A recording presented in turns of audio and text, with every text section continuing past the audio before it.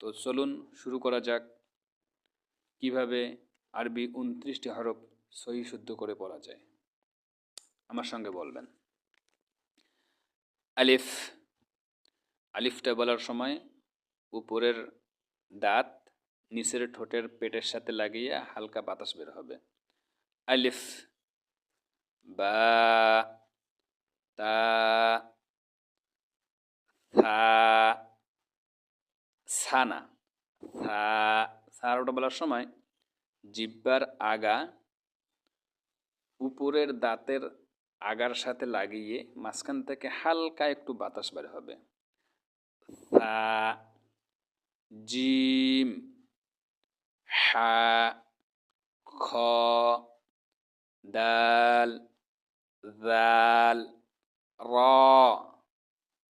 Jha, scene,